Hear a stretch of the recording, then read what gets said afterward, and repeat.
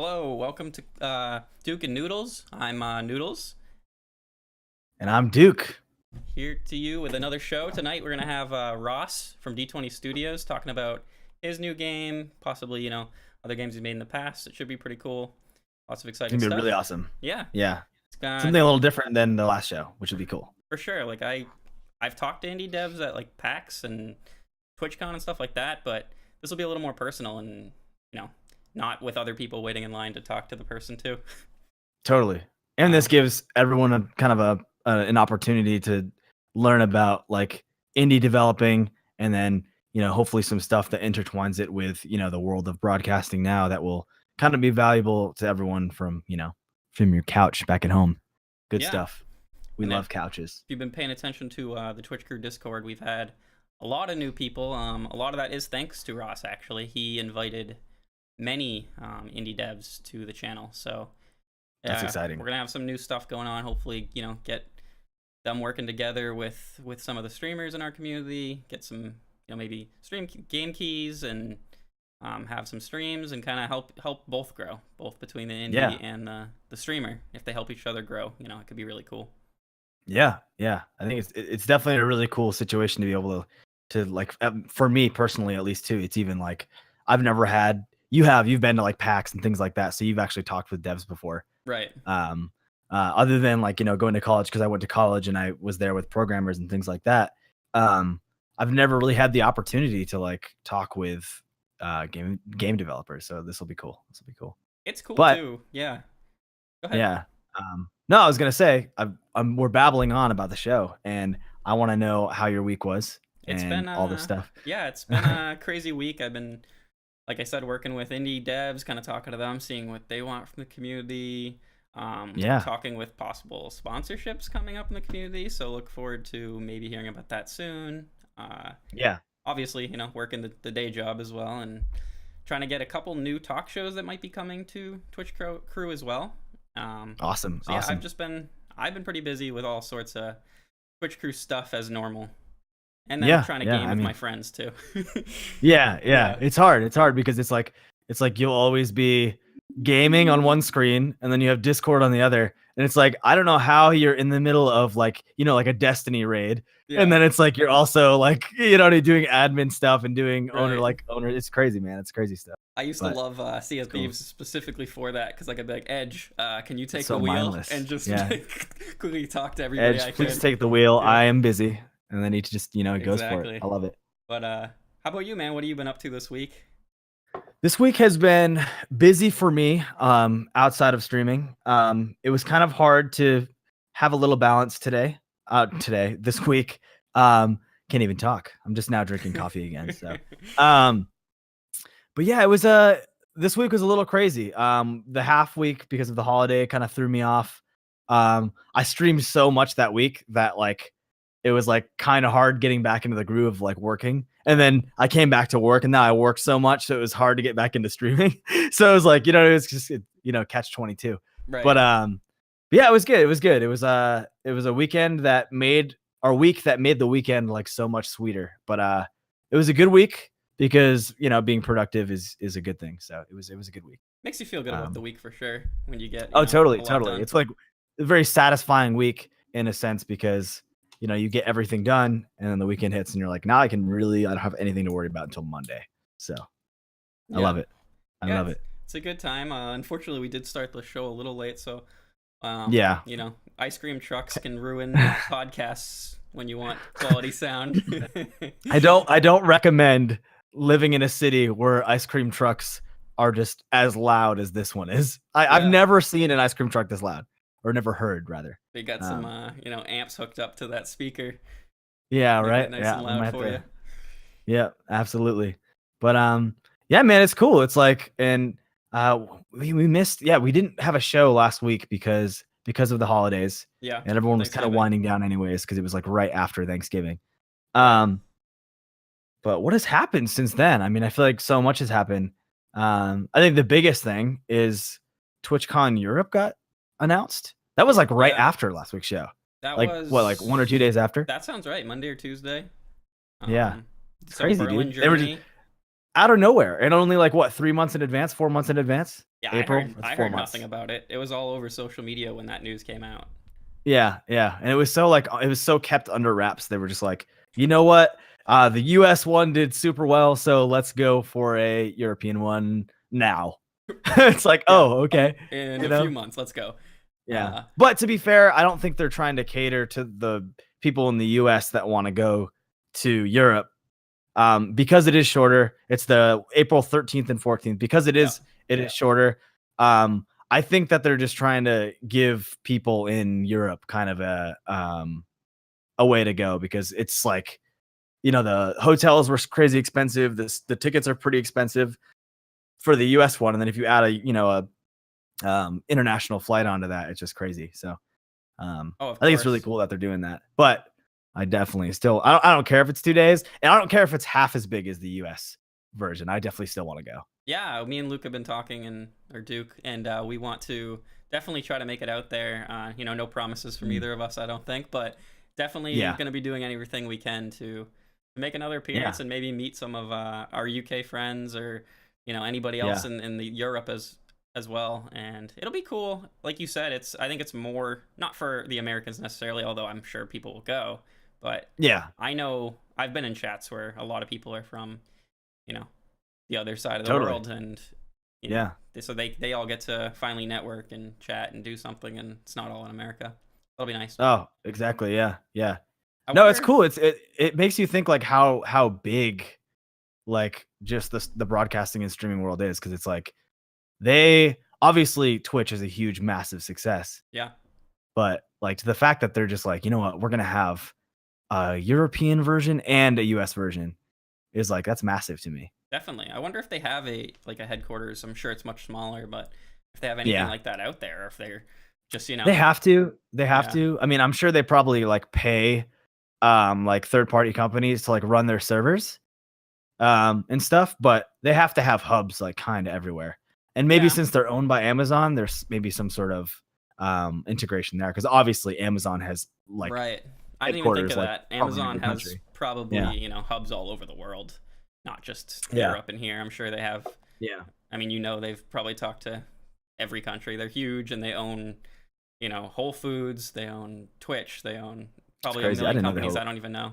Yeah, Yeah. you Yeah. actually get some discounts with Amazon Prime at Whole Foods. So Oh wow. it's Taking the Amazon Prime joke to a whole new level. they have This just lockers. in: Twitch streamer goes to Whole Foods and mentions Amazon Prime. It could be a good marketing tool. You just kind of sit at the counter at the checkout, or maybe I should get a job there and be like, "Hey, I see you have Amazon Prime. Did you Yeah, know?" right. That's Go into a funny. little spiel and tell everyone that sub to Twitch Crew Community or Duke or something. Yep. Yeah, that's funny. That would That's be funny. funny. Oh man, You just sit at those the jokes are counter. great. Yeah, I can appreciate jokes like that.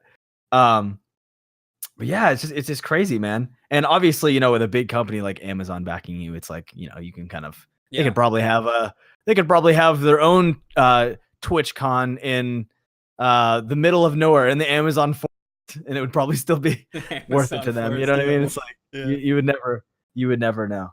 But yeah, that's kind of cool. That's basically all I know about that situation, because I haven't really had the time to really look into it, because yeah. I don't want to look into it and Berlin, get my hopes Germany, up. and April. That's about it. Yep. So I'm gonna have to get a passport for the first time. Maybe finally leave the United States. Oh yeah. Ooh, Yep. Yep. yeah, never done that before, so that'll be cool.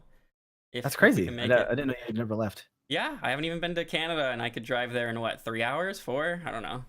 Yeah, Yeah, probably about three, maybe three yeah. and a half, 4 hours. Depending on But traffic, could get there pretty quick, and I've never left the country. I've been on a cruise once that I don't think it like technically went out of U.S. yeah, it's territory. So international waters technically, so yeah, it's that's the technically it closest it is, but gets. yeah. Yeah. Yep. Yeah.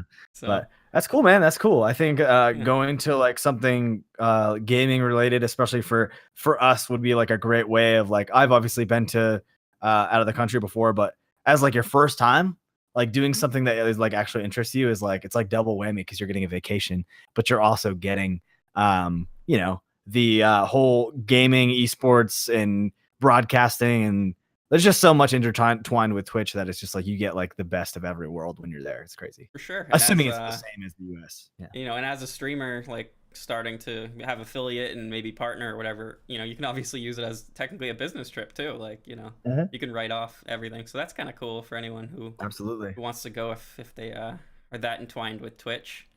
Yeah, Yeah. yeah. It makes you think though, like on an international level, like obviously, most other countries, especially European countries, a lot of them know English.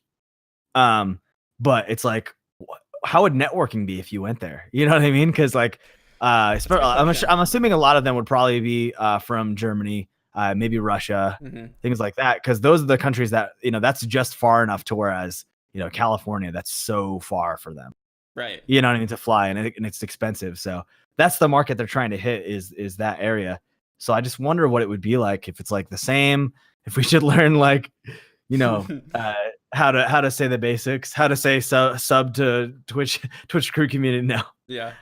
Where's the But bathroom or something? yeah, exactly, just like the basic stuff. But I'm sure because Twitch is primarily a US platform just because it is it's a US company. I think they're based in like San Francisco. That sounds right. Yeah.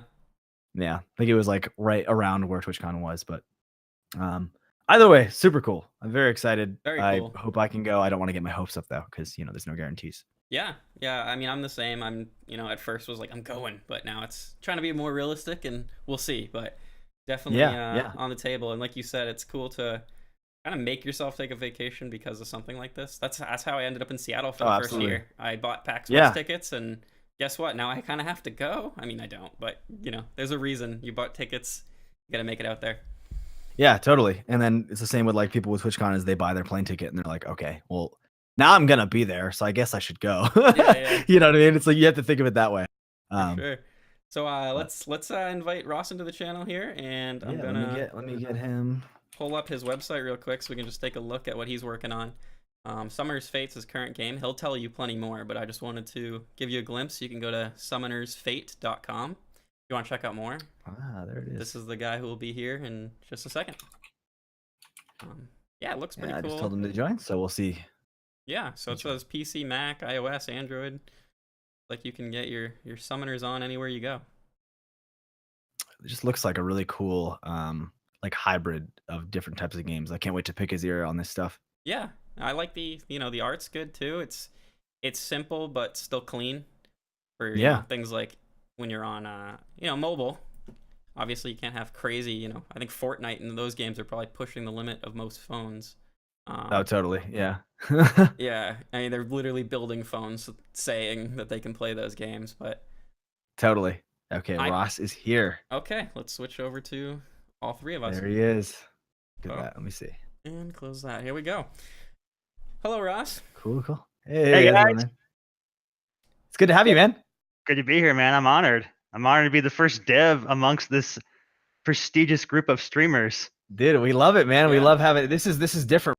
So this is something that like the nerd in me is like I've always wanted to like have a conversation with a dev because I've been playing video games my whole life, but it's just like I've literally never talked to a game dev in my entire life about game development. I'm sure I have, talked with one. Just didn't know. I'm definitely honored now to be the first. Yeah, awesome. So cool, man. There for me. Yeah, good. No, absolutely. So tell us about yourself, man. Tell us about like how you got into this and and what got you to where you're at today, and just tell us give us your Ross pitch. My Ross pitch? Okay. Ross pitch. Cool, the Ross pitch. I like that. Yeah, good. Yeah. Not just pitching the game, but pitching yourself. You gotta yeah, exactly. The whole kit and caboodle, as they say. That's it. Yeah. So I started in software development actually. I've been doing that over 17 years and 12 years now in the game industry. Nice. And my entry into the games world was as an indie dev, but not making digital games. I started off designing board games. Okay, cool. And you can probably see behind me here, I've got these display cabinets. They are filled to the teeth with Warhammer miniatures and D&D figurines. Oh, nice. Awesome. Somewhere back there is a massive collection of Magic cards. So, I'm right up there with all the tabletop classics. And the challenge was, I used to have these game nights with friends and we get together, and it became harder and harder as we all started working and getting full-time jobs and having families to have time to play these things. And so I wanted something that would take and combine all the awesome things you have in those kinds of experiences in a really fast-paced game. Totally. So fast-paced for a board game like that, in my mind, was like 15 minutes, 15, 20 minutes to do a battle. Yeah. So I took that, designed it into a game, started a company, started D20 Studios in 2009. The goal then was to create the game not as a board game, but as a digital board game. So we were kind of expanding, taking my software experience and the game design and bringing them together to make the first online browser-based tactics card game, I guess you could say, and that was called Hero Noodles. Gotcha. Okay. That's Very exciting. cool. It's like you started with the tabletop stuff and you've now integrated into the digital world.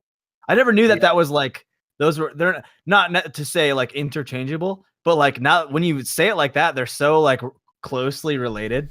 Like all these strategy games, whether they be digital, the tabletop based games like Magic the Gathering. Obviously, that's why games like Hearthstone and like things like that are so popular. Is because it's literally a digital tabletop game, basically. So the concept is the same, Exactly. But it's cool. So that's where you kind of got started. That's kind of that's interesting because it's like I went to school for computer science and I took programming classes, and things like that, but I was more on the hardware side.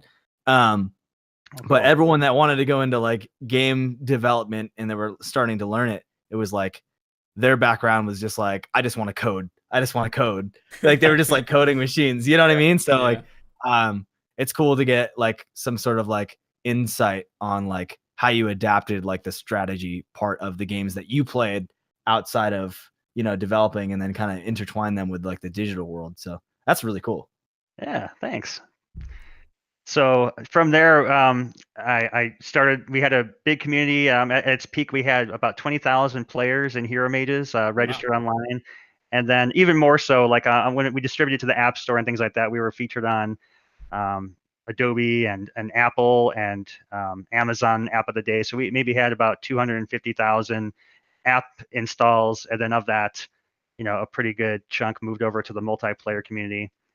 But I wanted to really grow that and really excel. And the issue is the first time making something like of that caliber, you make mistakes, right? And so I didn't have the foresight to know exactly, here's what you need to be able to continue to sustain a business and have long-term, prosperity with that. So an opportunity came up.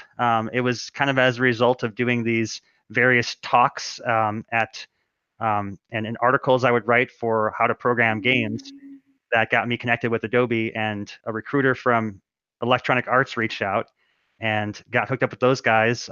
That's why I moved to Salt Lake and became engineer manager and then producer of a large AAA team making games for mobile. So yeah, then that's exciting. Yeah, I did that 4 years and then decided, you know what, I've got that experience now and I want to go back to fulfill my dream and be an indie. So I've been a full-time indie now for the past 2.5 years making Summoner's Fate. Awesome. That's incredible, man. Yeah, and for everybody, that's Electronic Arts, EA, as most of us say, and we all know that name pretty much if you play games. That's a big name, my friend. Yeah, that's it no is. small feat. So super cool. Yeah. It's crazy to think that a name like as big as that was it like in the grand scheme of things, it's a stepping stone to where you're going to be, just because like you're now like your goal was to be an indie developer, and then you do that to whatever the reason may be, to get the experience or just to hold you up for a while, whatever. Sounds like it was a good experience type of situation. And then you're like, what, I am stacked with experience and knowledge. Now I'm going to go back. Now I'm going to fulfill my dream, and probably way better than I would have if I never worked at EA. You know what I mean? Exactly. So that's really cool. That's really cool. Yeah, the best part by far of working at EA was getting to work with and meet some of the world's top talent in making games. I mean, just the folks I meet there were incredible. There's a good friend of mine now that this guy, his name's Chris, and he's like beautiful mind level smart. Yeah. Wow. You show a chart to him on the board, and he can look at it and within seconds tell you everything you want to know about what the game is. And it's just a line on a chalkboard, right? Yeah. Yeah. He's like, dude, I look at these things all the time, and I can just tell this is what it is. This is what the metrics are. This is how well it's doing. If it's succeeding or not. I'm like, dude, that's that's It's a incredible. gift. Yeah, Yeah. your Gift. connections must be stacked. Must be good connections for sure.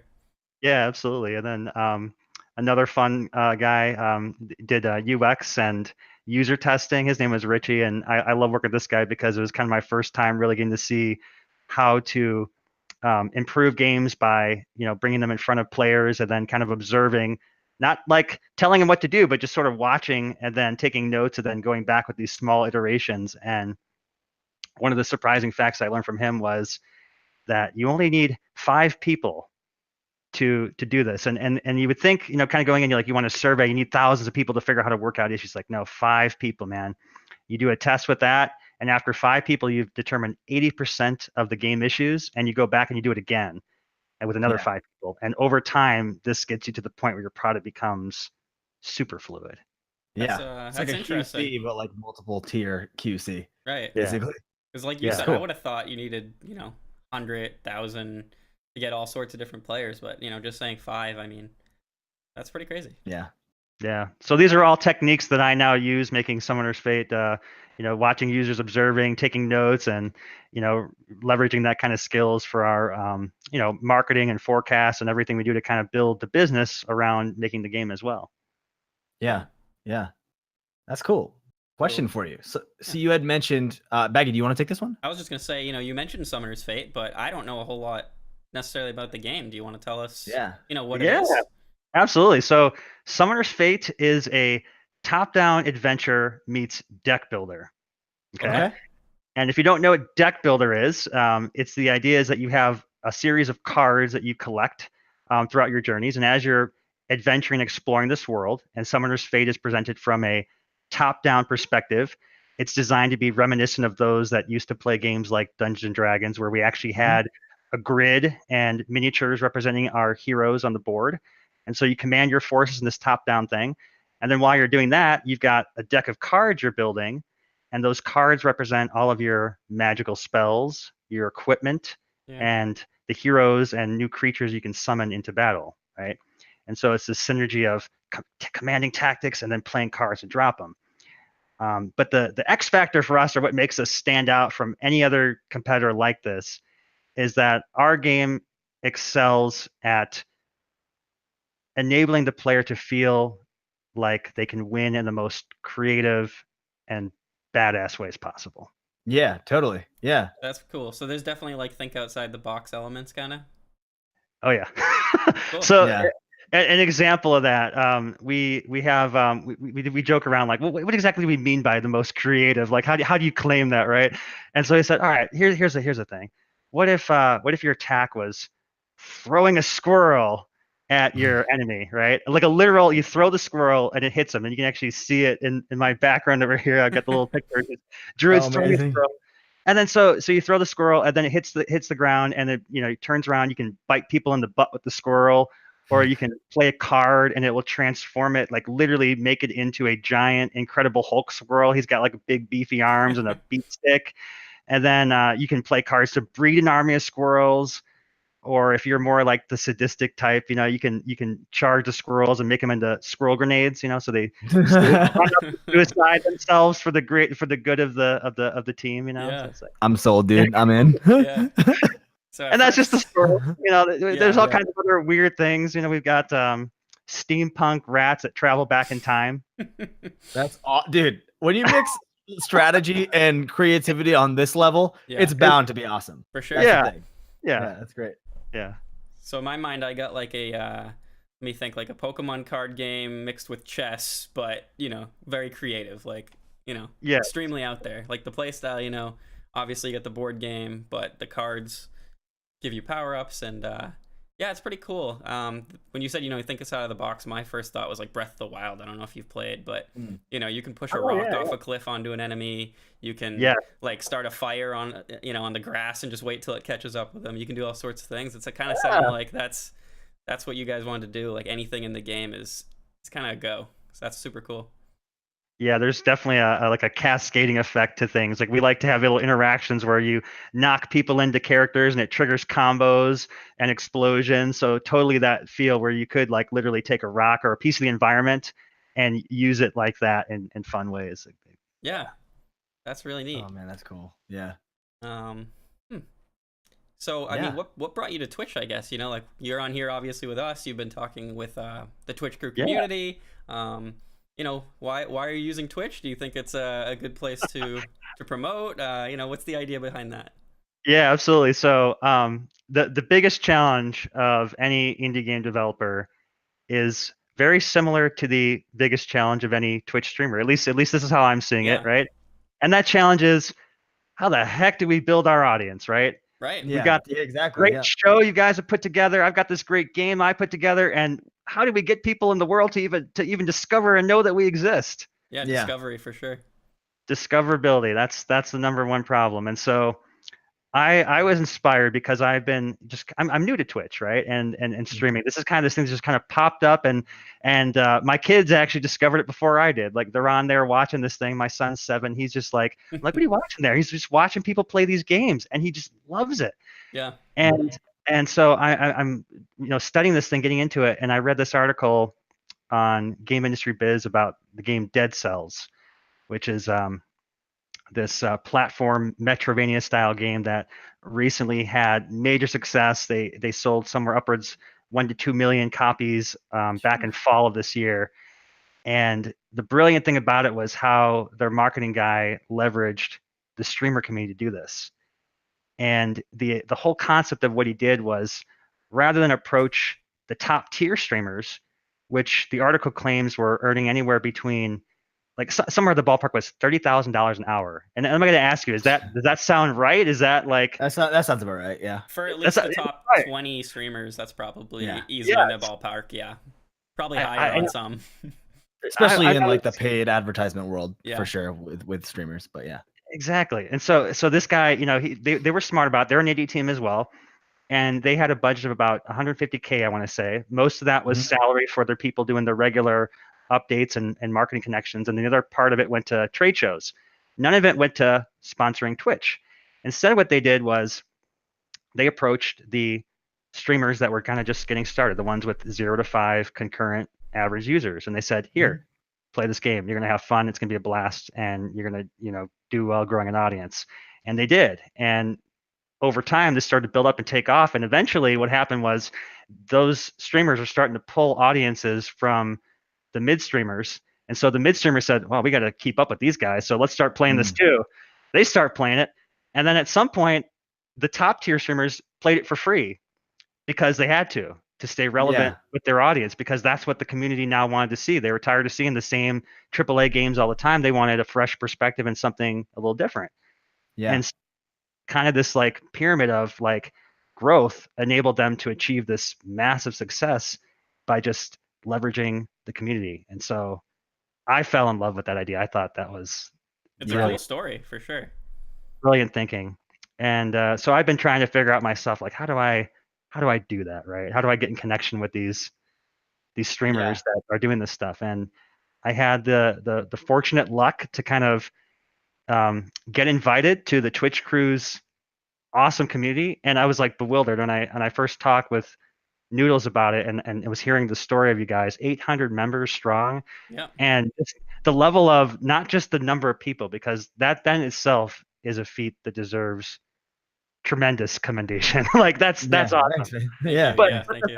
you've got people in the chat channel regularly engaging and jumping to support each other. Like I particularly love there's a part in the channel of their group here, and if you guys are watching, you should definitely go and check out joining this thing, because just amazing. But they've got an appreciation thing, so the group rewards each other and with appreciation kudos for helping each other out. Like maybe they go and stop in someone else's stream, or they help someone in a raid or whatever it is to get that, like, pat in the back from somebody that you helped. That's like the total right spirit, I think, of how to market yourself and how to build an audience as an indie, as an up and coming streamer. It's genius. Yeah. How to market, make friends. Yeah. Friends. There it is. You know what I mean? real friends too. Like Yeah, that, real that's friends. key. Yeah, genuine Not just connection. like, Yeah. trolling around and, self-promoting, but like actually extend a hand and offer something to help a fellow Yeah. brother or sister with, something they're trying to do. And Yeah. that's really does it. There is definitely a fair share of trolling around as well, but yeah, we do. Yeah. There is a, Well, of course. I'm guilty. I'm guilty. We've all had our fun in there for sure, but yeah, it's I mean, we say it not really as a joke, but we kind of say it, and I think it's meant. Yeah, a lot of people call it like a second family. It's Yeah. we've kind of made our slogan lately: join to become a member, stay because you become family. And a lot of people, especially myself, like I mean, me and Luke were just at TwitchCon hanging out with like 30 people, going to pool parties with each other, eating out, lunch and dinners together, parties together. Like, Yeah. I mean, that's more than just members of a Discord for sure. Super cool. Yeah. Yeah. Yeah, absolutely. That's incredible. But I have, And it's cool to have such a big dynamic too. Yeah. Of like people. That definitely warmed my heart. So thank you for that. Yeah. Oh, Thank man, you. you deserve every bit of that, for sure. I mean, it's a good accomplishment, and it's great too because it's helping me a lot. Like I've done community building in the past. It was different back then. That was 6 years ago, I think, that I maybe longer, that I did the first game, and the whole landscape has changed now. Like Discord is a new thing, and Right. I'm learning so much just watching and observing how you've organized a channel, how you've leveraged all your resources and your people as admins to help manage that, and other techs like the bots, and just the way you've structured it is really Right. good for kind of communicating Yeah. what you want to achieve with it.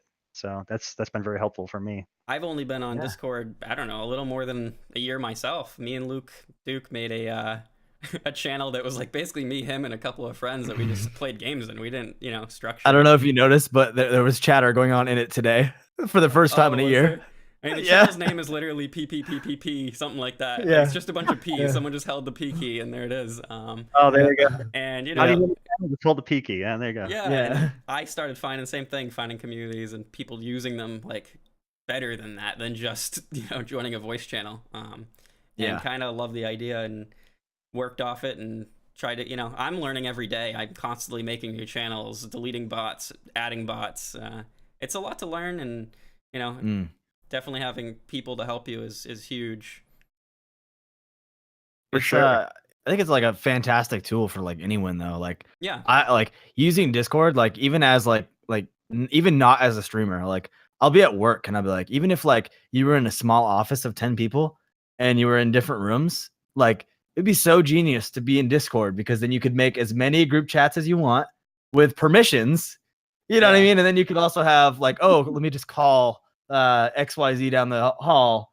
You know what I mean? And it's all in there. I'm thinking about that. I'm like on like such a large scale level, the Discord and can be applied to like any environment. Like even as a developer, like, you're in an office and you're like, I'm not getting out of my chair, but I need to talk to the art guy down the hall. You know what I mean? It's like, just post it in Discord, dude. Did you guys use Discord? Or I know, obviously there's things like Slack and Skype, and maybe at EA or something, was there a program you used?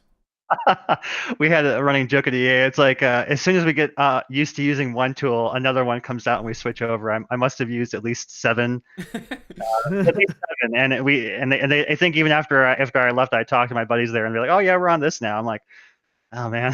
They had their own internal ones. They had there was all the time we're changing tools. It's one of the funs of working with, because you work with so many so many smaller teams. Like EA is a large company, but they're consisting of many small teams across the world, actually, that were, some of them new studios that were acquired and now brought on board, and so kind of just onboarding to the family. They've got their own process and stuff, so you're going back and forth. But yeah. I mean, they have a ton of games, so they're not just working on one thing, and they have all sorts of departments, I'm sure. Exactly. So yeah, communication is always the most essential, important thing to getting that nailed down. The teams that are the most effective are the ones that learn how to do that community building in their team and communication effectively. It's hard. It's hard to get people to want to do things, It's anything. so hard. It's, people want to eat, sleep, and have fun, and that's about it. Right. So. That's why I'm always like bewildered and always so appreciative when we get those fans of our games that just like go above and beyond to just really show their passion, their excitement, and get involved with the community and look for ways to help, volunteer or provide feedback. Because when you get those fans, I mean, that's where the real special moments start to happen. Totally. That must be really cool too. Like if you've seen that. Oh yeah. Yeah. There was a buddy of mine. I think he's watching the stream. Peter. He's also on the D20 Studios team, and he was telling me about Scott Adams. I think that's the right name. That does the Dilbert cartoons. And Okay. Oh wow. he said because he likes to read about like kind of the success stories, like how people came to be successes, and he reads this guy's books about that, and said that what he said was the marker of success, that or emerging success, right, is not about how many people you can attract an audience to, because that can be fleeting, right? Like there's always like a flavor of the month style effect to things. What he says is the marker to success is that you get fans who are fanatical fans. And when you get even a small number of those fanatical fans, that is an indicator that you are heading somewhere for greatness. And I thought that was really cool. It's so true. Yeah, I would say so. Yeah. Go ahead. Now going back to I've just like was deep in thought about it. Like having a small like having a small like developer team. Like I'm not super familiar with how this works as far as like outside of EA. Obviously you go into work at EA and there's probably hundreds of people everywhere. Yeah. Oh yeah. But thinking like scaling wise, it's like you almost want like everyone involved on like say you're developing an indie game and you have a staff of 5 people and you do everything like you mentioned earlier. You know what I mean? It's like you almost want them to be as excited and as ecstatic as your greatest fan with, it's like how do you, this isn't even a question that we wrote down, but like how do you like say you have the concept, you have the idea. How do you find other developers that you like trust to help like bring up your vision? Because obviously like, at EA, like, there's hundreds of employees, but not everybody is 100% in like walk into work in the morning with their coffee. Can't wait to work on this game. You know what I mean? Yeah. Like how do you get to the point where like you have people involved and it's just like, everybody is just, for lack of better terms, like in it to win it. Especially you know what I mean? Guy. I mean, you only have so many resources. Totally. Man, you just asked like the question of the year.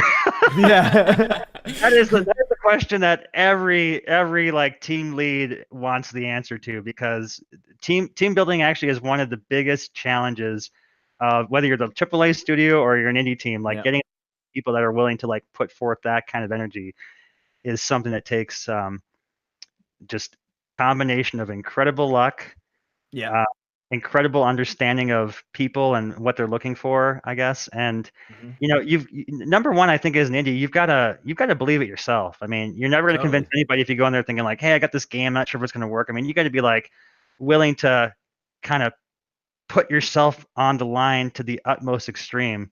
Yeah, totally. I think of the Batman movie, the third one. That's my favorite one, where they're talking to the part where he's got to do the jump, and it's like you got to cut the rope to feel that fear of death kind of thing. That's exactly. what it's like to go indie. When you that going indie is cutting the rope. That's what that is. Yeah, totally. And you got to learn to be that person that's going to put every ounce of energy you have into it. And it's crazy you ask me this, because I have been pondering this question myself. Like how did I achieve a team that is willing to back and stand behind me to the level that we need to succeed like this? And I think back to like, we just came back from DreamHack Atlanta, and Peter was there with me, and this guy, man, he took time off of work, he paid his own travel to be there, and he had all kinds of crazy adventures that would have probably drove me to the point of madness. I mean, like, and this guy just keeps like level head, reassures the whole, like any way a true friend can support you, in every way he did that.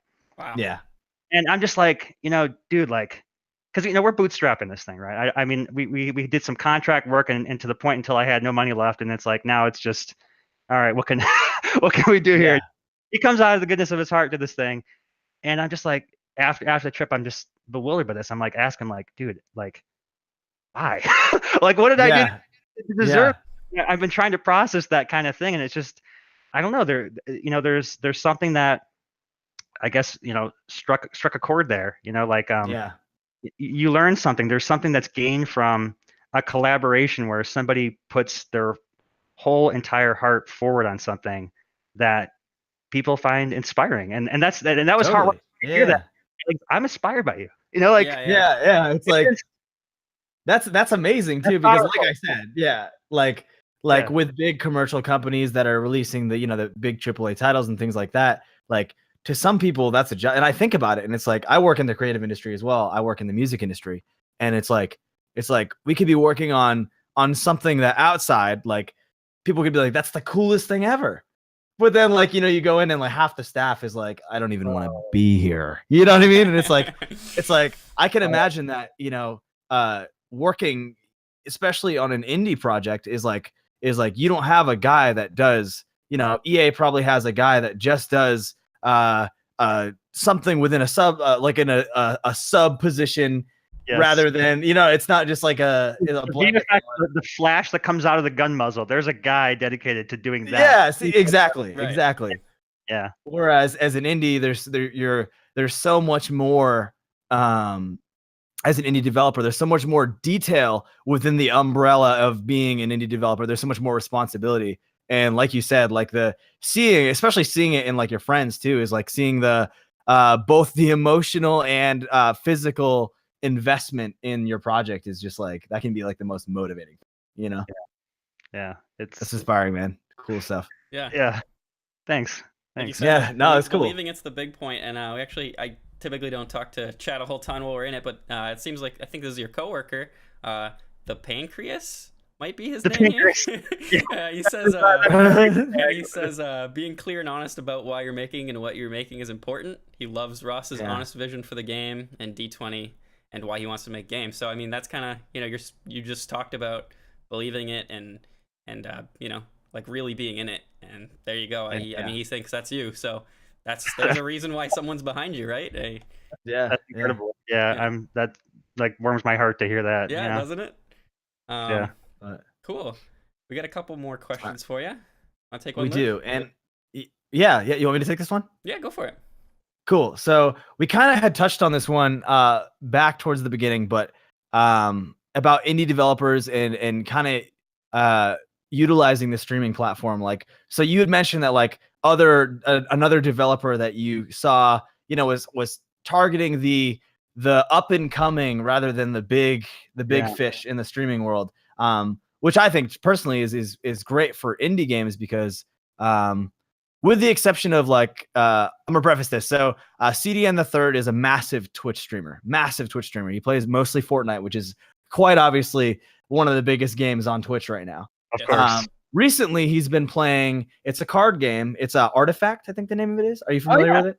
Yep, Valve's version of Hearthstone, I guess you could say. Okay, cool. So it's kind of another version of the Hearthstone game, but so he just started playing that, and I think it is a advertising situation.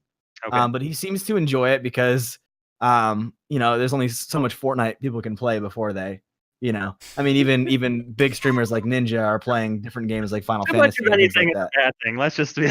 yeah, exactly. So my question is like, as a developer, are you still kind of with that philosophy that you saw the other indie company take with, whereas to kind of go for the smaller streamers and really raise awareness about the game, to whereas then it kind of builds up through the roots and gets to the mid-level streamers and then maybe to the higher tier streamers that play indie games. Is that kind of where you're at still? Yeah, we call that the grassroots. The grassroots. There's a term for it. Yeah, there's a term. It's a term. I learned this term at EA. It was actually one of the most important terms I learned there because it became very important when you're working with large teams to always frame your conversations in the right terminology. So grassroots is the idea or the proposal that you start off with this sort of spirit and vision of, I think we can make something happen here, and I don't have all the answers for how it can happen, but I think if we started here, and what do you guys think, then we can go ahead and make something big of this. And so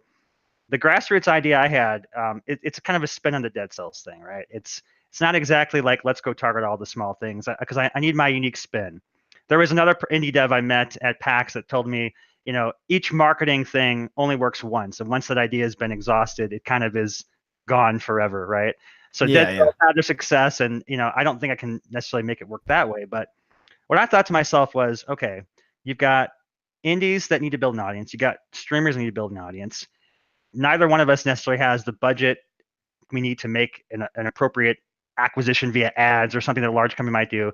If I get big enough to sponsor people, I mean, heck yeah, that would be great. Yeah, But yeah. yeah, it's like I'm bootstrapping. I can't even pay my own team to do the work for me to finish the game. Yeah. So like, what can we do with the resources we have, right? And Totally. I have things. I have a large community of people that we reach. We've got 20 different channels that we promote our game on, and my other indie dev, brothers and sisters are right up there with that. They do the same kind of things. They've got social media, their forums, their own discords, and they've got access to a large audience that is interested in these things. And likewise with the Twitch streamers. So the idea I had was kind of banking on what the Indie Mega Booth did, which was what happens if a bunch of small voices all join together and make a giant presence, right? And Yeah. so Indie Mega Booth gave me an opportunity to go to PAX, showcase our game, and instead of being a drop in a sea of AAA craziness, I got to be umbrellaed under the massive Indie Mega Booth. Yeah. And Yeah. that in itself is an attraction. Like, people come there specifically to see that, and now I'm part of it. Yeah. Yeah. But heck, if a horde of streamers can take and turn an indie game into success, then what can a horde of developers willing to partner and collaborate do for the streamer community? Like, can we, as a collaborative force, help streamers grow to become the level of streamer they want? Like partner, affiliate. I don't know all the terms yet. I'm getting those down, but I know you guys have plans. Like, you want to take your thing and do something with it, and we're all working hard to do that. And we don't have to do it alone, and that's sort of the spirit of what I, kind of presented to Noodles last week. And we invited the devs in from the Indie Mega booth, and I was kind of in shock, really. I didn't expect. I was nervous sending that email out to like 800 members, and wasn't sure what kind of reaction I was going to get. If people are going to see it as like, "Hey, what's this guy doing here?" But like, yeah, people were excited, like genuinely excited, and said, "Yes, like, thank you. Like, we've been trying to figure out how to do this, and now we've got actionable steps." And as I mentioned, like, Noodles is just really good with this community stuff. We've been having talks about how do we connect these people. Like, is there a way to help the streamers like profile themselves, like maybe a survey? And we're sort of building these resources now to help find the right kind of developers to partner with the streamers interested in certain types of games. And then, once we've got that relationship kind of established, what can we do to then like actually grow each other's audiences in a very meaningful way? Because the typical thing is just, indie devs are clueless. We here's a bunch of keys, everybody. Who wants to play? And they just sort of mail it out to whatever thing, just kind of hoping they're going to roll the dice, right? And get lucky that, Ninja's going to play their game. It's never going to happen, by the way. Yeah. And so, but that's the way we go into it. It's never like a, like I said, we talked earlier, the key to community is these relationships. And when you go in there with this attitude of give to grow rather than give to get kind of thing, I do this stuff with no expectation, right? That's so I can't fail. That's the great thing. If this turns there you go. I gave my heart, I put it into it. I said, look, this is the idea. It's grassroots. If it gets stomped on by someone's boot and it never takes off, like, I'm none for the worse. I did my best. I tried. And, I don't expect anything to come of this. I just have the hope that by doing these actions, somebody will benefit, and that somebody in that Twitch crew is going to benefit and gain some additional followers and make it a step closer toward their, goal of becoming an affiliate, right? That's what I do this for. I loved this motion. So like as he was saying, it was kind of the streamer grows the game grows the streamer. If we keep pushing each other, 5 viewers and 5 people playing the game, 5 more viewers, 5 more people playing the game, like, why can't you grow together? And like you said, just giving to not receive anything, giving to just like help is kind of the mentality we've been trying to keep in our community, where I mean, I go and watch, I'll have 10 tabs open watching different streams, and I might never see that person in my stream ever. And, that's okay.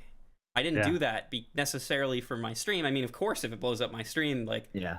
great. I'm not, that's what we all want. But it's to support them. And at the end of the day, if it did that, like you said, I succeeded. Even if I was just one more viewer in their chat, that was my goal, and I did it. So you can't really be too beat up over just helping. Totally. And if you think about it in the grand scheme of things too, is if you bring on, there's 10 streamers that are all streaming it and they have, 5 viewers a piece, whatever, average 5 viewers a piece. There's now a Twitch community building around the Summoner's Fate brand. Yeah. So it's like, you know what I mean? And then next thing you know is the bottom 3 people get offline. And then the dudes on top the dudes or gals on top have gotten rated, and then they have 40 viewers, and then their followers are like, hey, what's going on here? And they go check it out, and it's a new game that's not the big titles, and they're like, okay, this is cool, right. And like, exactly. And like I said, like even with the CDN the third situation, and maybe it's just because of his energy or whatever it is. His viewership is not going down because he drastically switched games, so I think that no matter how many viewers or what the engagement is like, I think having just like the awareness and making sure that just like the people are just going to have fun and game it. And like I said, if there's 10 people that are gaming with 5 viewers, you have a community of the 50 people watching it. And then chances are, some of those 50 people watching it are going to want to play it. And then it's just like, so it's just such a crazy, cool tool. Absolutely. You mentioned the raid thing during that. Actually, funny enough, that was one of the things that when I came back from Atlanta, I was pumped to go and start talking to the streamers again because I'm like, you know what? That's a good idea. Somebody there had told me your game would be great for streamers that are doing these raids. I'm told that raids sometimes take several minutes to get organized and that there's a lot of downtime while folks are waiting and they need something to do. So normally they'll just put like their splash screen up. And so viewers may be kind of pooling in, but you can play Summoner's Fate and finish a battle in 3 minutes. So it's that fast paced? Oh yeah. That's exciting. Okay. I told you 15 minutes was the first game's like speed, but we wanted to make it even more accessible. So like we made the depth and the strategy so rapidly condensed, right? That you get the experience of playing a full-on match of Hearthstone, but it's in 3 minutes. Yeah. All the same beats. And so you could be sitting there while you're waiting for your raid mates to arrive or gear up or whatever they do. You're playing Summoner's Fate and all the people are watching you in the meanwhile been like, hey, yeah, this is great. Actually, the first game, that's how we did our beta testing. I gave it out to a guild that was doing World of Warcraft raids, and they would play it between the raids because they could have something to do while they're waiting for everyone to get organized. So, that's so genius. Yeah. There we go. That's what, I need to start doing that. Like, then just be like, hey, the game to play while you're getting ready to raid or whatever, and then that'll be the hook for those. So is your folks. game in like, is it done completely? Or is it beta, or like what stage are you at? So it's never done. That's the answer because okay. I want to make this game for the next 10 years. Right? It's gonna be a phenomenon. By 2 years from now, I want to be the game that everyone's playing at esports. But right now it's we're in a private early access. It's invite only, and you can definitely get involved with that if this is the kind of thing that interests you. Just hop in our Discord, say, hey Ross, get me hooked up, and I can help you from there. And I personally introduce or welcome everybody with a unique character graphic. We've got over 200 characters, so everyone's always delighted when they see like, oh, I got the armored squirrel, or I'm the Hydra, or I'm the dude with still the have you sold it squirrel. Yeah. Yeah, one of the streamers from Twitch crew came and his was Mecha Ferret. He was just like, how the heck did you get a squirrel with armor on it? Like that's just way too personalized. I'm like, I don't know. I saw your name, it seemed appropriate. Yeah. That's amazing. That's pretty amazing. Definitely cool. Noodles, you want to take the next one? Yeah, I mean, I talked to you a bit in a voice chat once, and you were kind of talking about the extensions and like integrations of Twitch with the game. Do you have any ideas yet on how you want to use this, or if you plan to use this? Oh yeah, I'm super excited about the extensions. Like so that's kind of the new thing that they've got this developer SDK with Twitch now, where you can add interactions, and the idea being that it gives the audience viewing the streamer the chance to participate in some kind of meaningful way. And I have all kinds of neat ideas where you can do this with Summoner's Fate because, as I said, it's a deck building game, right? So you're exploring and you're building your deck as you go. So like give an audience member the power to choose which card they pick, right?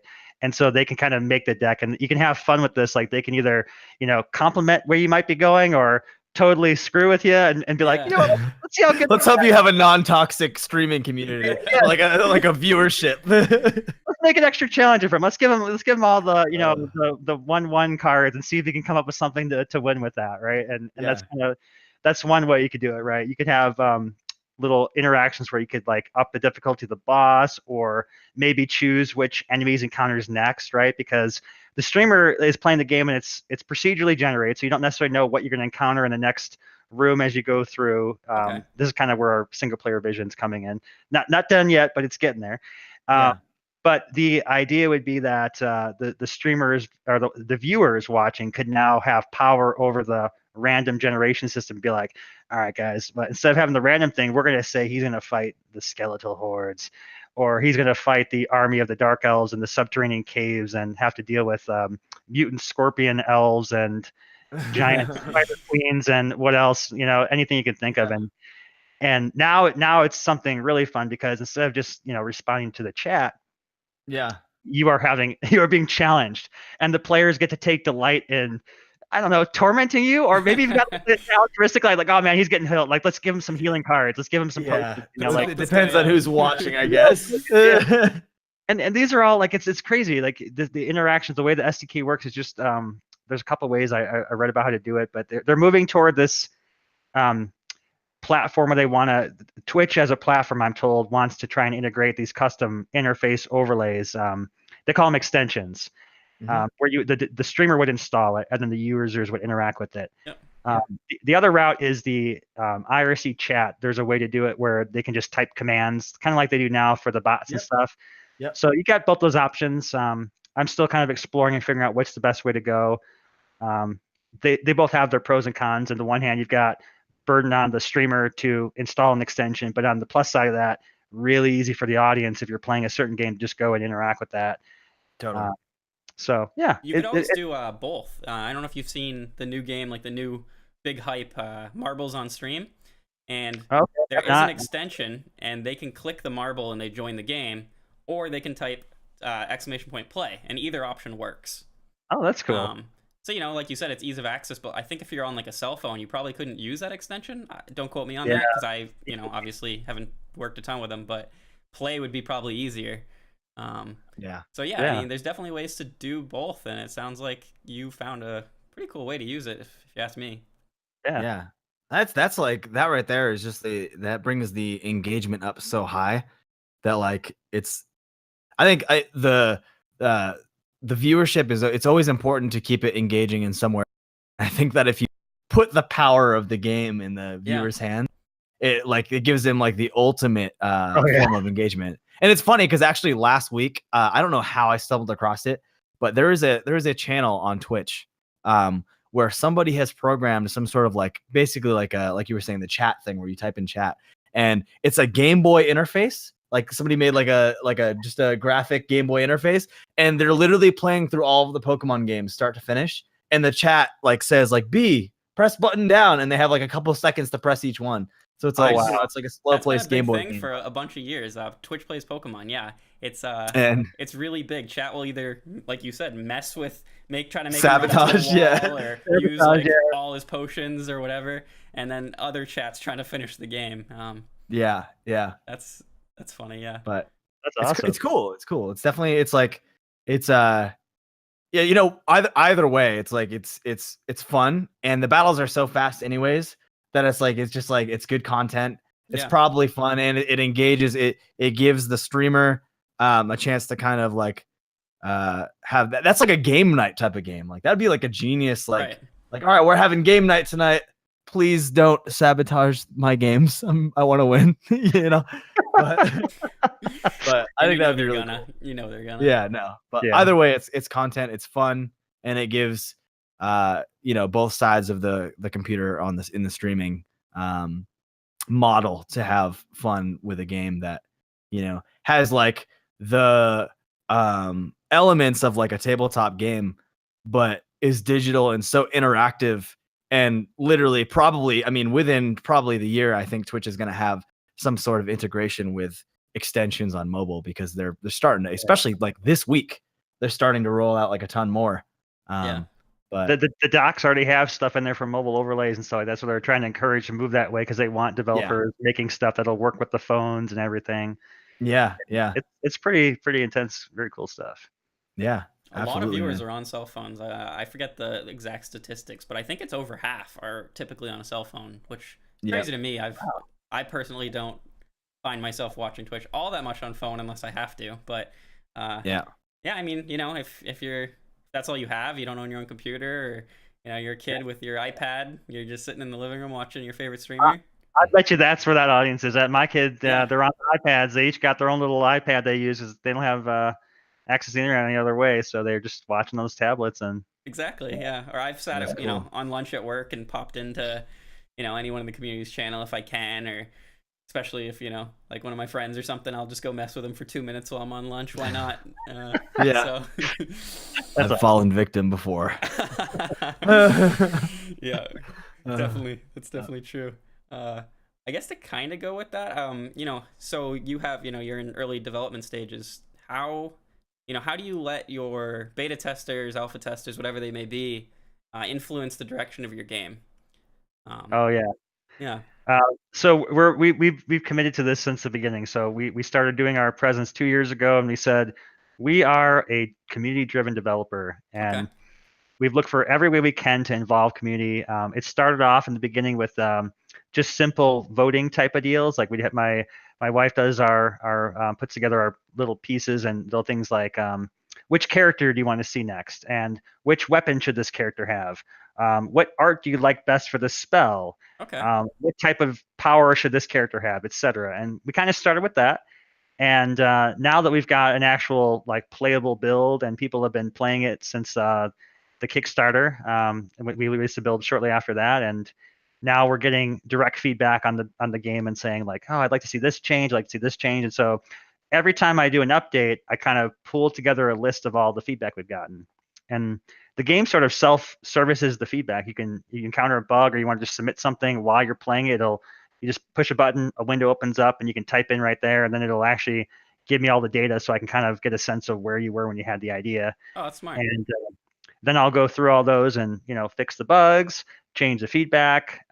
We have obviously the Discord. We talk live all the time, and I get all kinds of great suggestions on how to improve experience, or how to what ideas might be for new cards.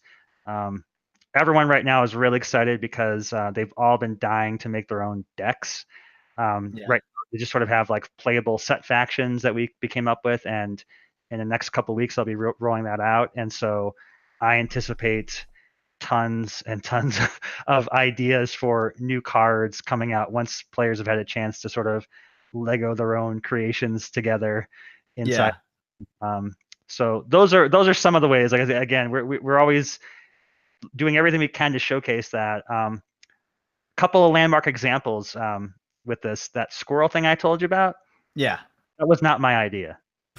Oh, bummer. I take credit for the squirrels. I took part in helping to shape the idea, but that actually all started well before I went into like the full production of things. We did prototypes, and I would prototype with a handful of the community, five members to be exact. We would do hangout chats once a week, and I'd have them play a really rough, crude build of the game. Mm-hmm. And at a certain point, I said, okay, what can we do to start making this? Like, what kind of things do you guys want to see? And the one guy, his name's Adam, he said to me, I'd love to see a deck where I just summon a horde of squirrels and then jack them up with magical spells to make them RUSs, like in The Princess Bride, and they're these rodent beasts. And so they said, okay, we'll do that. And then we made that. And then he was just like in shock, like the next week when that was like actually all in the game. And then even more so when we started showing like art production for it and concept sketches. And then I think we added the throwing of the squirrel because we were looking for ways to like make it fun and stuff. And so I was like, well, she could summon the squirrel, but it'd probably be more fun to like throw it at their face. Exactly.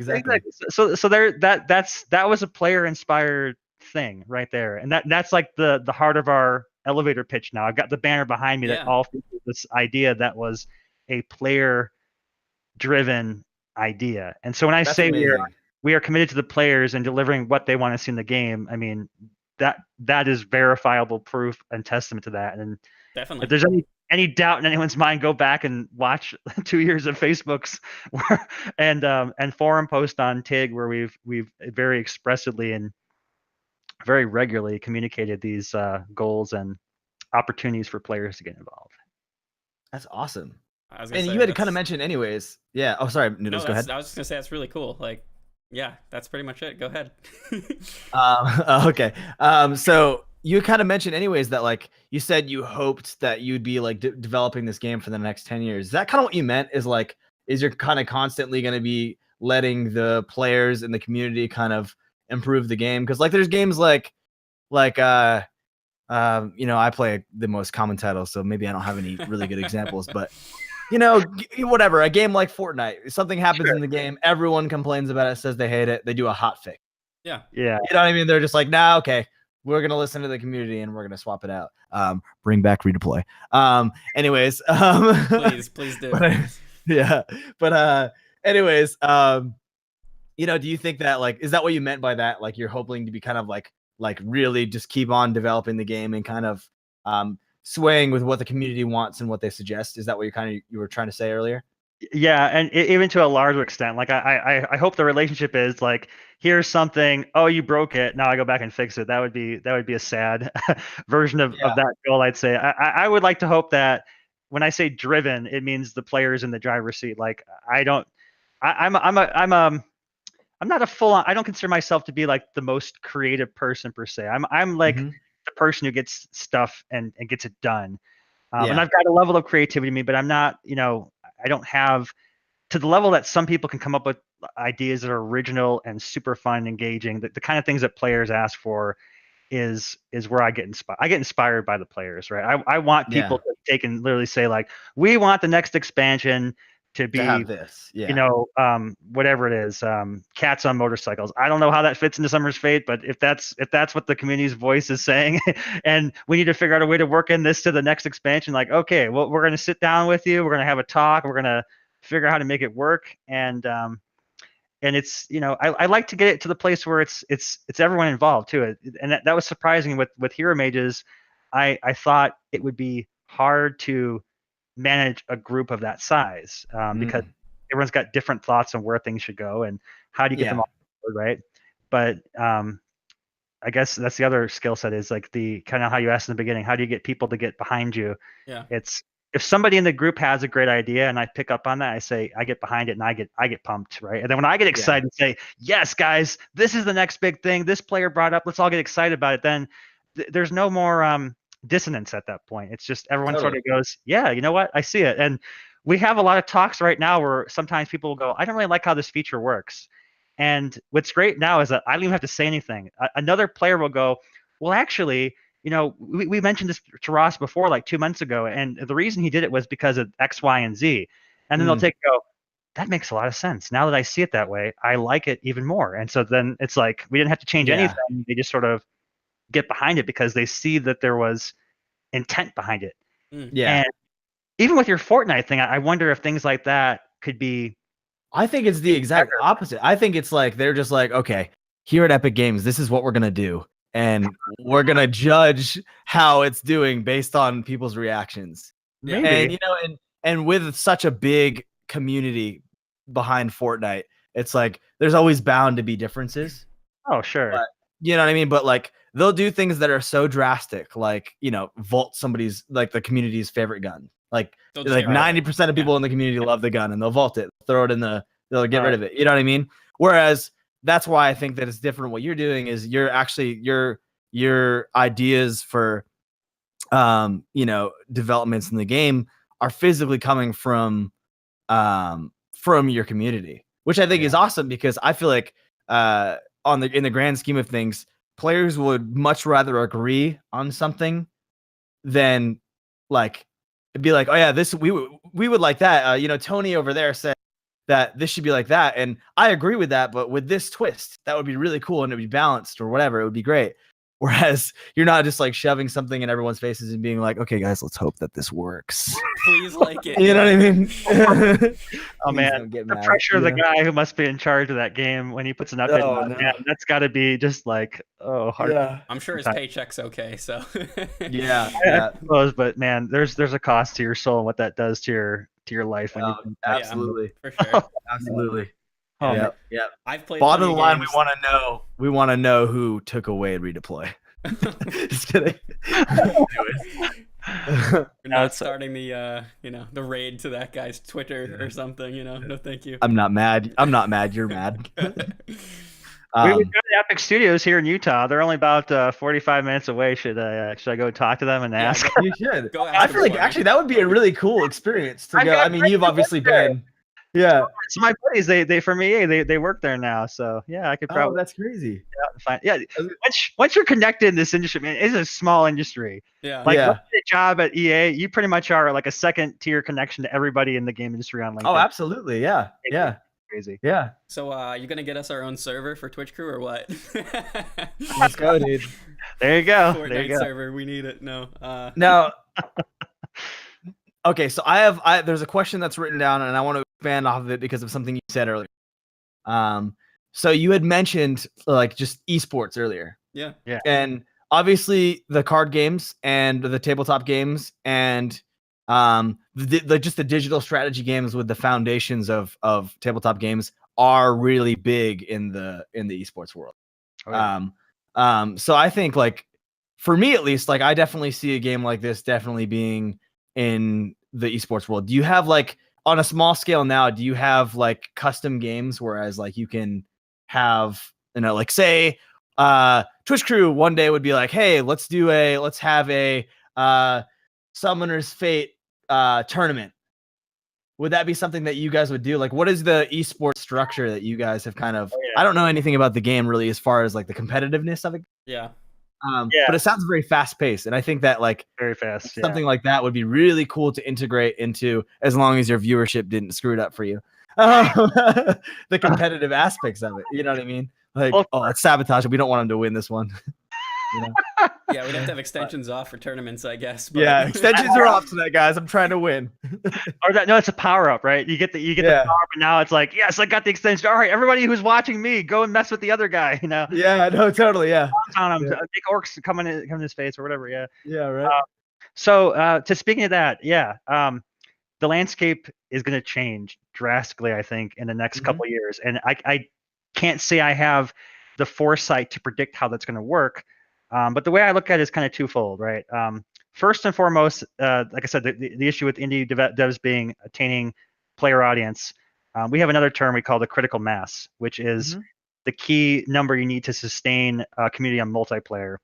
The first game I did, I made the mistake of going all in on multiplayer first. It was not wise because unless I had the clout to build an audience right away, right? Like Valve releases Artifact, they're going to have no problem getting an audience because they are Valve. Yeah, right? Exactly. So I've got to think a little bit more grassroots again. There's grassroots. I like that term. I'm feeling it. Yeah, and think, okay, how do I build this in a way that can sort of grow naturally? And so the first part of that for me is definitely the single player. Like the game has got to have something where if you're not the competitive type, you can get in right away and enjoy it and find endless fun to get that critical mass building. So our next big focus is going to be on refining that part first. And then from there, again, I said community-driven development. So if I've got folks like the Twitch Crew saying things like, hey, this would be kind of cool if we could have X, Y, and Z tournaments to do between our raids.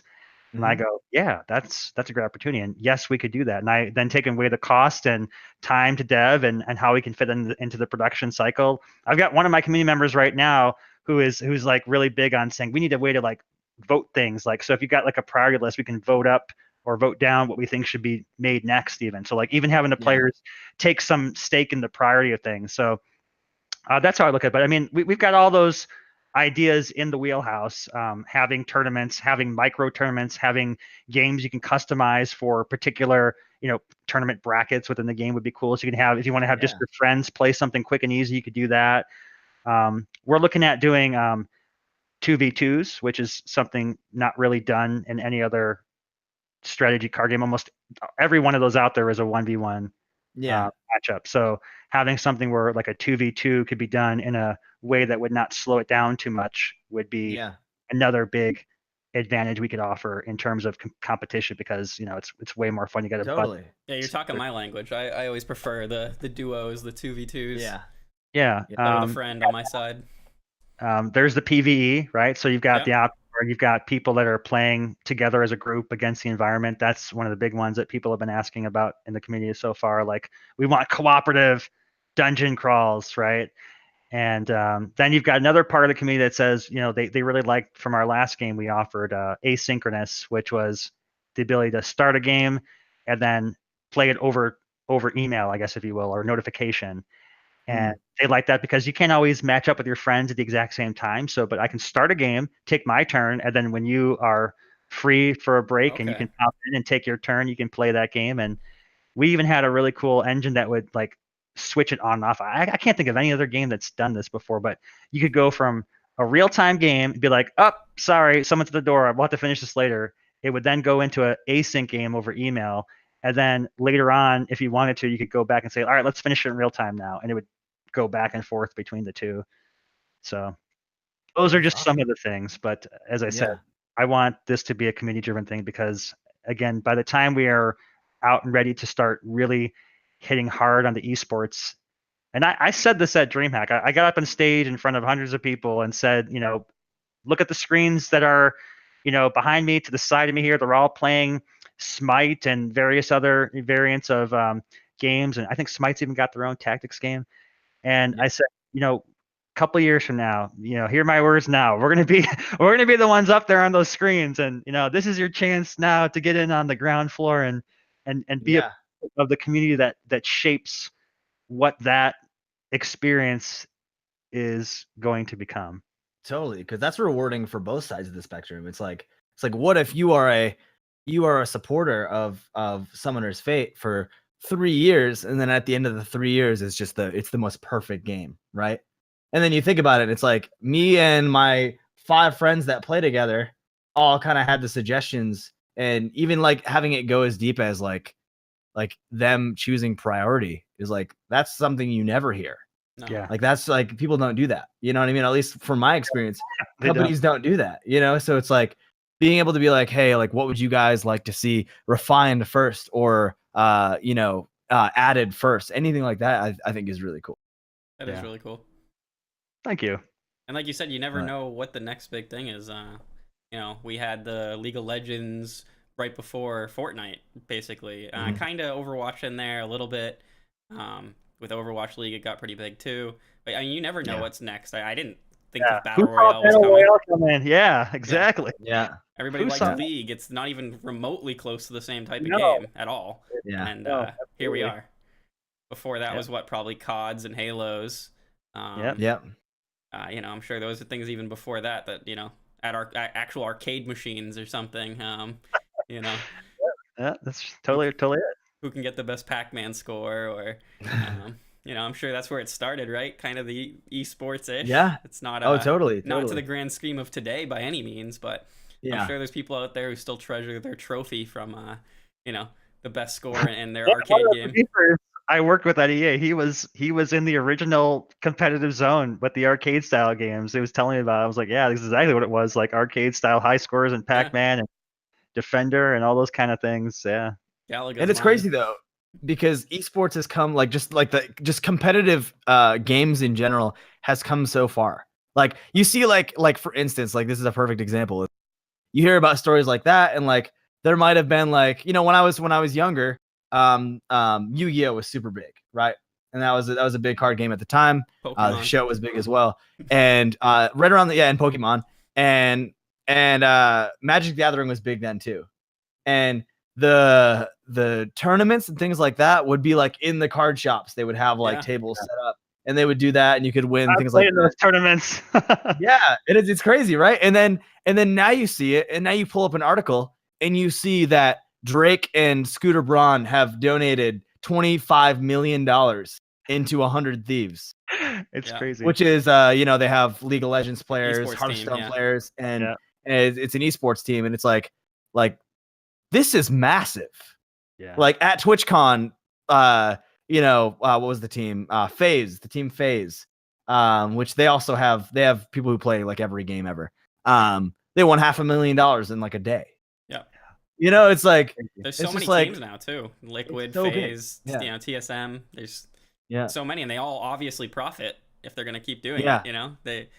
They're all in the same space and still profiting, and it's crazy. Yeah. Right Yeah. now. And It was and surreal. maybe Firsthand too, with all like they've got the jerseys, they got the sponsors. I mean, you think that they were like a stock race car style group out there. I'm like, wow, this is totally.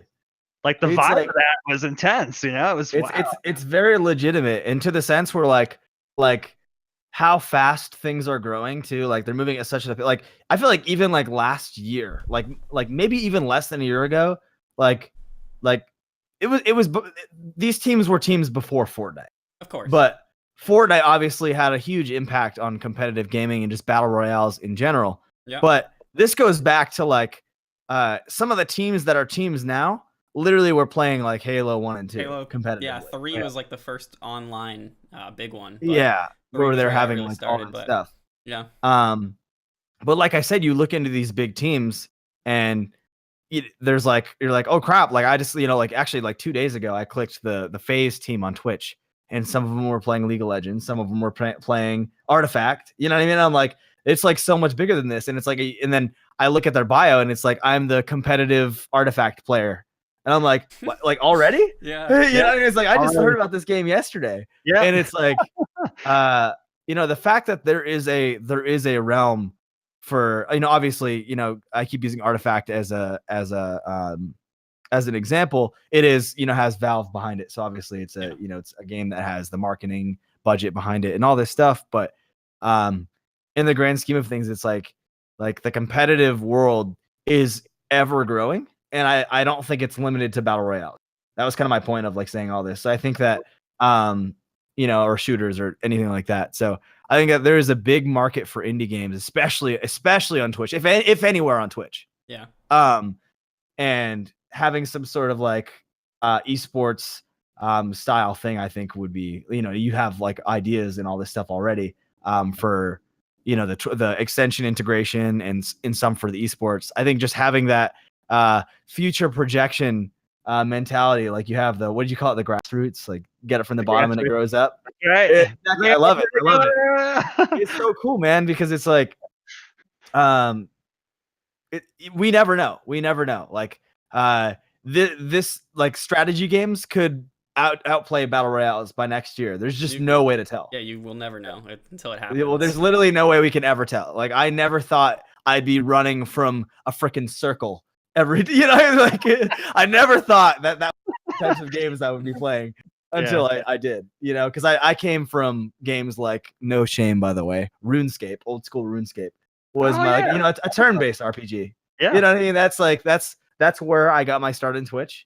That's where and it's cool because I don't really play it much anymore, but there's just such a big market for any, like obviously that's not an indie game, but there's such a big market for games that are just like doing their own thing. And the fact that you want to bring in like teams of 2 to these strategy games is like that in its own is just like other companies are gonna be like, well, why didn't we think of that? It's like, wait a minute. Simple concepts, right? And especially for the teams, the esports teams, like it's like absolutely. Yeah. I can't believe it's bewildered me yet that there has not been a 2v2 style CCG Hearthstone or anything like that, because that completely changes the stakes and what you can do with that in terms of competition just by adding another person to it. You spoke of jerseys. If if you're watching us, just check out Luke's wall there. Duke's wall. He's got 2 jerseys, a Twitch Crew and a Disaster Industries. They're there just you go. Love them. That was the other thing that got me, was not just the jerseys of the pro teams, but the fans that would wear their jerseys like as if they were a professional like all-star football guy. I'm like, this is incredible. Like that, seeing that in conjunction with that, the whole thing was just I mean it's the next NFL and stuff. Yeah. It's Well, I feel like the NFL they're already intertwining with esports. They're on Twitch you now know what I too. mean? Like, it's crazy. Yeah, like They are. there's it's absolutely nuts that like people like Tim the Tatman, who's for those of you who don't know, I'm sure most of you do, is a streamer that now, coming from, I mean, what was his first game? Overwatch was his first really big one, but he actually started on Call of Duty. Okay, so Call of Duty and then Overwatch and then now predominantly Fortnite. But like the other night I opened a stream and he's watching football Every and Thursday.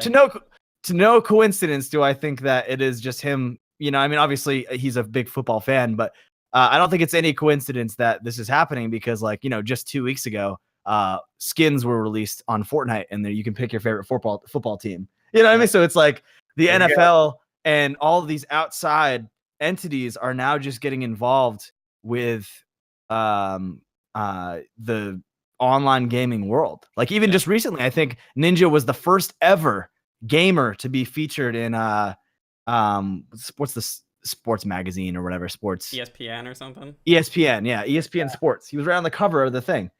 Wow. It's so crazy. It's like it's coming so far. Like I think, to me personally, this is the next move. So that's why I want to ask about it, because I was like, this has all of the elements of competitive gameplay, especially with the speed. I think the speed of it is important. Like you say, you could get through a game in 3 minutes. I'm like, that's genius. Yeah. 3 minutes. Sometimes it's like 2 hours. Like to get that level of depth too, because the key thing we had going into it was we didn't want to sacrifice the gameplay depth for the accessibility, because to the players that like these kind of games, it's like there's a reason they play the turn-based and they like to build their decks, is because they get to express themselves with it's like, again, not just win, but win in the most creative, satisfying, personalized way possible. And that's what you're doing with this. And that's why it's so cool when you put it together and you see it actually work. And then when players tell me like, holy crap, I didn't think you were going to figure out how to make those two things, because they're polar opposites, right? Depth and ease of play and accessibility. And to see like say to me though, dude, I don't know how you did it, man, but that 3-minute game was just as good as any Hearthstone game I played recently, and it was way faster. And like hearing that, I'm like, yes, like we did it. It's like it's the perfect balance. Yeah, it's good to hear that. Yeah. Awesome. So let's get the chat on Twitch here to start maybe getting some questions in there if they want to ask anything of you. Yeah, if you guys have anything in chat you guys want to ask of any of us, specifically Ross, please let us know. Yeah. And as you see, he's pretty open to talk about anything. I mean, it's his project, so ask what you got. But while we get some questions in chat, I want to know, it's like so you had your first game was Hero Mages. Yes. You said that was a browser-based game? Yes, originally browser-based. And then we eventually ported it to mobile and everything as well. So it was cross-platform. Okay, cool. Completed it, yeah. So I could play with somebody on my browser, and they could be playing on their phone. Yes. Sweet. Awesome. Summoner's Fate, that's important. To do that too. Yeah. Summoner's Fate will do that as well. Yeah, and it's completely. We do it right now. We've got people playtesting on iOS, Android phones, tablets, or PCs, Macs. Nice. And seamless. Is there any sort of like, do you get any rewards as you play more? Is there any like experience to the game, or is it your typical, you just keep playing because you're trying to get better? So primarily it's a intrinsically motivated game. That's one thing I think distinguishes it. A lot of games will try to keep you re-engaged by just offering you like little incentives like rewards and stuff like that. And we'll probably have some level of that in the game. I haven't quite added those systems yet, but that's because I wanted the game to inherently be fun, right? And I've gone into a lot of mobile games in particular where I would play them and get addicted just because I wanted to get the next cookie, and they ultimately didn't satisfy anything. You just get addicted to the rewards. And so when my concern with rewards is that with a focus on rewards, it detracts from the meaningful gameplay, because you're coming there for the reward, not the gameplay. So we will have things like progression and unlocks and ability to get new cards and build new things, but those will all be in the form of kind of expanding laterally, I guess. You don't get more powerful. You don't level up the cards and get like level 99 to the point where you can't no longer play with people who are level 1. Like you can Right. always play. It's just about expanding your diversity, so you get different ways to be creative and win versus more powerful ways to win. Yeah. Awesome. Yeah. Totally. We have That's amazing. looks like a couple of questions from Laurus here. Oh, cool. It says, how will you guys be handling card packs? Will they be getting them in game currency, or when we level up, or will we have to pay for them with real money? Okay, great question. So the way we're looking at our expansions right now, originally we were going to do this as a free-to-play game. And recently we've reconsidered and changed it because, as I said, the market changes. And we think that the best route now is going to be to sell the game as a premium title. Okay. So it'll be a one-time buy. You'll get access to the whole launch set of cards. And then to make it kind of work in parallel with the mobile, it'll be like a pay once, play anywhere philosophy. So if you have the game on PC and then you get the mobile version, when you sign into your account, you have all your content. Amazing. If you're a mobile player, because this is one of the things, like, people get kind of critical about having to pay for things multiple times. And since we are in fact a cross-platform game, I figured, yeah, buy it once and it doesn't matter. Like the Netflix, you can watch your subscription anywhere, right? Yep. Yeah, totally. So the mobile players, they'll have the game for free because you have to be on mobile pretty much. And the way we'll work there is that we kind of break up the content into like themed expansions. So like there'll be faction-based content packs like the skeletons or the orcs or whatever it is, and then you'll buy those incrementally. And then kind of long-term going, obviously, we can't give content away free forever. So we want to make this again for the next 10 years. So what we'll do is we're going to release regular expansions, and expansions will be thematic, and those will be, again, community driven. But for example, like our first expansion we talked about, the Kickstarter, was the Timekeeper Rats. So if you want to play those guys, it'll be bundled together with a series of single player adventures to kind of get you used to the mechanics, the cards, which you'll be able to get by playing the adventures and unlocking them once you have the expansion. And then those will be DLCs, paid DLCs. Okay. Yeah. So we're kind of moving away from the free to play, like, grind for currency model where you're just sort of gambling to get cards, and instead saying, you know what, let's give players a real value and say, here's a cap. I think that's, like, I find it as a player more attractive because I don't have to worry about the gambling aspect, and loot boxes, and I'm sure you guys are aware, have become kind of a booster packs are dangerously similar to loot boxes in the sense that you are essentially using time or real money to get a random thing that may or may not be the thing you want.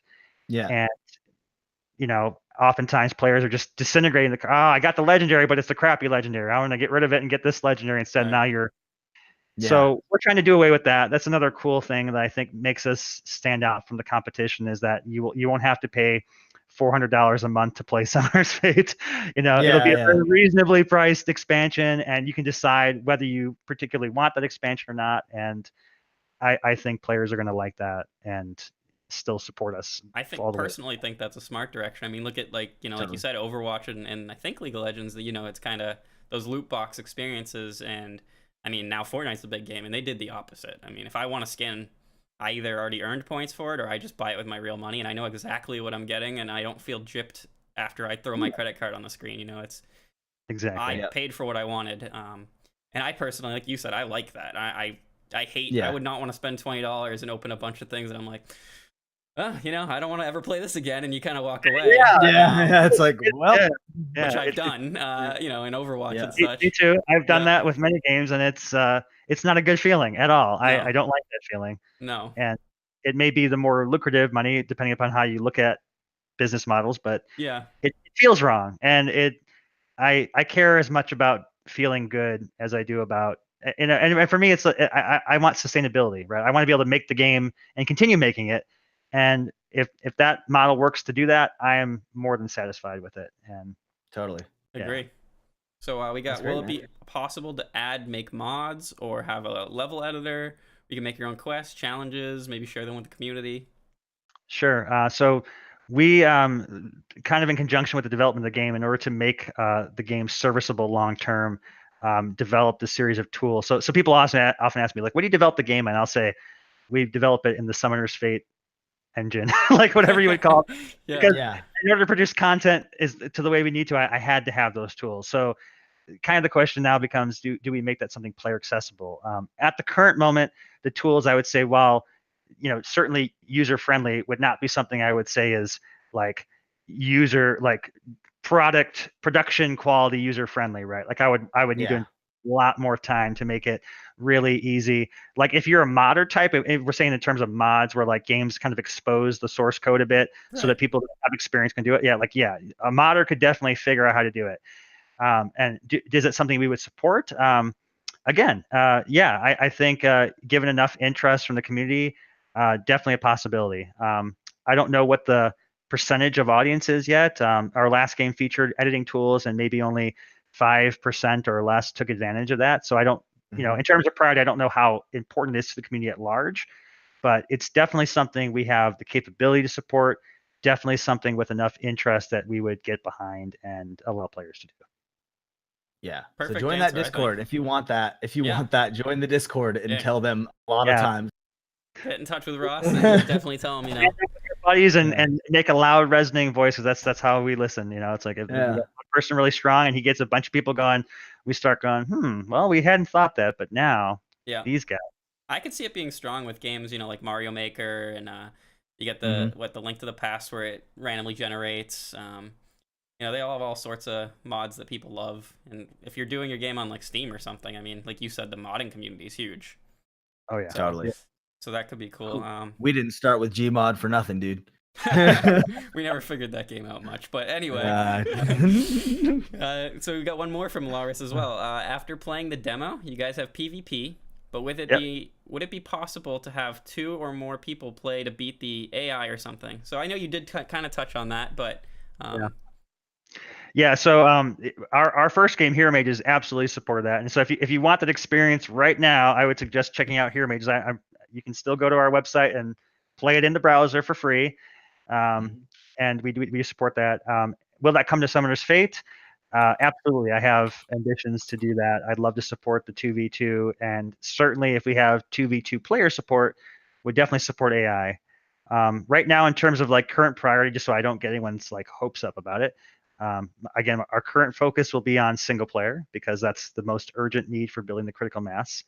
And then once we've got that wrapped up, 2v2 and the multiplayer gamut of potential awesome features is definitely the next bucket there. So definitely raise your opinion on that. Post it in the forums, on our Discord. Let me know it's important, and let me know it continues to be important so we can always reevaluate where we are with our dev priority. Absolutely. And we had, so Duke did write that website there, heromages.com, in the chat. And, where else can we find you on the internet? What's the best way to get a hold of you? What are your websites? Sure. Okay, so for everything Summoner's Fate related, it's summonersfate.com. Nice and easy. Pretty intuitive, I think. We've got a YouTube channel that you may not be aware of. If you are a game developer, inspiring game developer, just want to learn more about how to make games, I do that entirely on the side. Again, it's a Give to Grow initiative that's called GameDevChats.com, and that will redirect you to our YouTube channel. I've got a video we just posted today that went live. It was a discussion about marketing indie games. It actually talks about the collaboration that we're kicking off with the Twitch crew and the Indie Mega Booth inside of there. So it's worth checking out. And then, of course, our company homepage, d20studios.com, is kind of like our landing page. It's got both of our products, Hero Mages and Summoner's Fate, on there, as well as some of the community events. I think we've still got our Kickstarter contest. We got musicians to kind of compete to do the trailer audio. There's some information about that. Oh man, that is my realm. Just so you know. What's that? That's my realm. Yeah. Oh really? Yeah. Excellent. Oh, very cool. So I just posted that link in there too. So yeah, Offsize does say, "Hey Ross, big fan. I love you. Do you plan on doing any 2v2 style matches?" I love you, Ross. I love you too, man. Yeah, 2v2 is like, again, certainly something I would love to incorporate. So it's a matter of like, the cool thing about us when we made the game to make it short battles, we had really small maps, and originally players were sort of like, no, if I want that. So we said, okay, you know what? We'll make bigger maps, and we just expanded the grid size. And with the maps being bigger, I'm like, yeah, we could fit 4 players on that. So 2v2, you want that? That's definitely something that's on our Just dev. Yeah, just What's based on our what's chat, they want it. Yeah, I'm hearing that now. Yeah, 2v2. I need to kind of bump up. What's the backlog? I'm like trying to remember my industry terms for how we prioritize. Yeah, we call that the backlog. It's Yep. basically your wish So list of many what good you want terms. next. Yeah, I know. Yeah. I'm just like teaching you guys so much. It's great. I'm learning. This is great for me. Like as like someone going into this not really knowing what to expect. Yeah. The terms, and they're not like crazy terms either. Yeah, You know, absolutely. like you say it, and I'm like, yo, that makes sense. And if you don't mind me saying, I think you said you'd try it. You'd be at PAX. Is it East or West or both? I'm hoping for. So I was just at PAX West, and I just came back from DreamHack a couple of weeks ago, and I have applied to go to South by Southwest, GDC, and PAX East, and I'm waiting to hear back on status. So hopefully there's good news, and as soon as I find out and can share, I will definitely let you guys know. So that's awesome too. If you guys want to, meet this guy in person and ask, pick his brain there, tell him what you really want in that game. Check out his updates, and I'm sure I'll let you know if he'll be at any of those. I'll be at PAX East, so hopefully I'll get to meet him myself. Oh, heck yeah, that would be awesome. Yeah, I hope so. I'd love to see Boston. It'd be a fantastic experience. I'm stoked. Fingers crossed here. Yeah, yes. I go every year, so I hope to see you there at Indie Mega Booth. Like you said, it's funny. 6 years ago, 2012 was my first year. It was quiet at Indie Mega Booth. It was small. You could play any game and walk up to a booth and play immediately. And now there's actually mini lines for each indie game, and it's crazy. It was surprising. Yeah, 76 people or 76 devs. I think they had at PAX East last year, or maybe more. I think PAX West. Maybe it may have been 80, but a lot. There's a lot, and there's lines. And it's all awesome. And I don't want to steal the spotlight. There are so many awesome indie devs at Indie Mega Booth. Like any kind of game taste you can think of, they've got it all, and they're the most fantastic of groups. They're, like you said, family. That's the word they use to describe themselves internally, and I definitely feel that vibe with that group. Yeah, when you start asking them, hey, I haven't seen you in a few days. Where you been? How you been? You're more than just a community at that point, in my opinion. Yeah, exactly. Mm-hmm. But awesome. I guess I'll take this one last one before we end the show here. What do you have planned for endgame contests, like single player things to do? Have planned to have players still play single player? Oh yeah. Okay. So endgame content. I'll tell you one in particular that's got me entranced. So like one of my favorite games I played a couple of years ago. I haven't had time to play many games lately, but I'm a big fan of Diablo 3. Okay.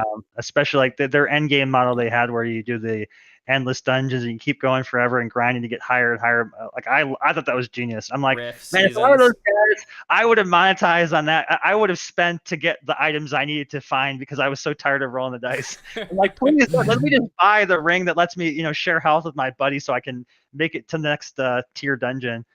So definitely one of our ideas. I love the idea of like an endless survival mode where a really hardcore player can take the rogue like gameplay to the utmost extreme and just compete to delve as far as they can into a endlessly generating dungeon.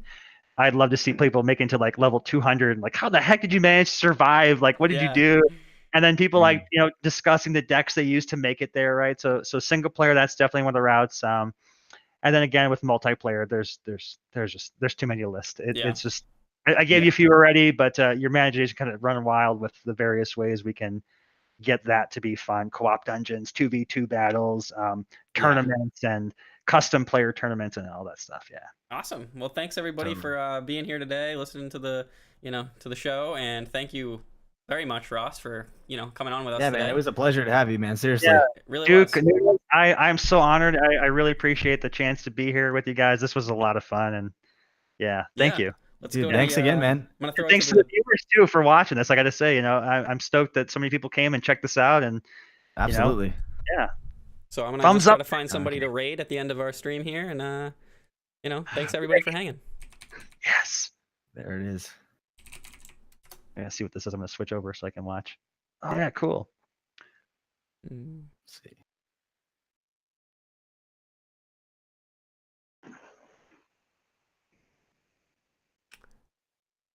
I got somebody I don't think we've ever raided before. I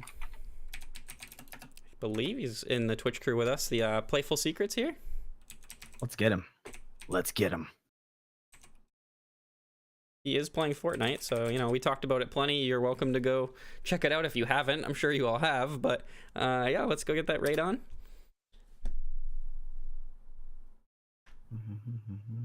Everybody, make sure you join. Get in there. Awesome. Let's get that hype going. All right, guys. Thank you so much, and we'll talk to you. We'll let you know in the Discord for sure, and we'll talk to you next time. Thanks, guys.